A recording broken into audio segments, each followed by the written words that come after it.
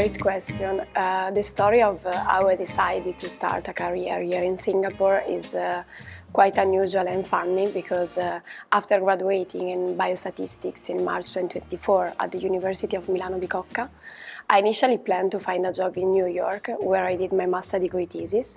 And after a while I realized that actually all the process could take time, so I decided to do another work experience abroad, and there it came in my mind actually the idea to start to apply for Singapore because of the Singapore reputation.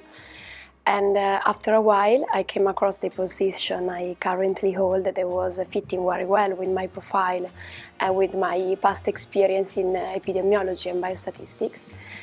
And after all the application process I got the position. So since Singapore is one of the most research hubs in the world, and NTU is in the top 15 of the best university for the QS rankings, I decided that it was actually a great opportunity to take and to pursue. And also thank you to Dr. Nicola Bianchi that motivated my choice. I decided to accept the offer.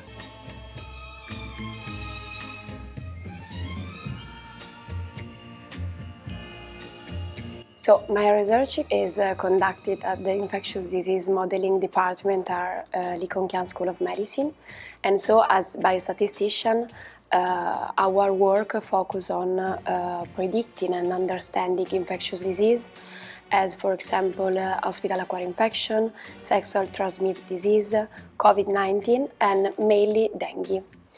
Dengue is very common here in Southeast Asia, and coming from Europe for me was totally new, was a kind of new field. However, due to climate change and human mobility is expected to be a real problem in Europe as well. So now I have two ongoing projects. One of them is inferring the dengue outbreaks using extreme value theory in R. And the second one is trying to predict the HAI and MDRO, so hospital-acquired infection and multi-drug resistant organisms, using machine learning models. And I'm very excited because this spring I will go to Germany to present my work on dengue. And what I really like about my lab and the research here in Singapore is the fact that we can focus on different techniques. I use frequentist Bayesian statistics, machine learning HAI-based models, and at the same time we are very encouraged to create new ideas, create new models, collaborate with each other. And also because I think that here in Singapore, compared to my past experiences, the investment, the belief that they have in research, in young scientists. And so you feel that your work has not only a scientist impact, but social one.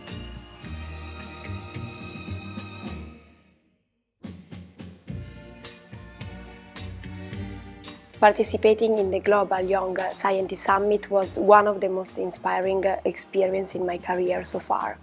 I had the opportunity to meet very famous scientists, more than 10 and Nobel Prize and Turing Awards winners and over other recognized prizes in the world.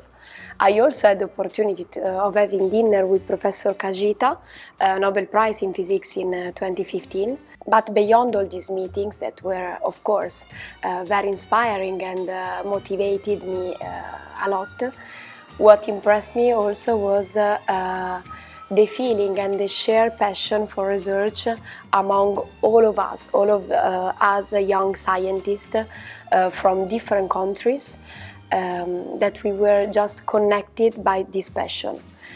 And I think that, especially in this context, science can really connect people, and especially for us, young scientists from all over the world, this type of congress can be a really opportunity to connect and to discuss about our project.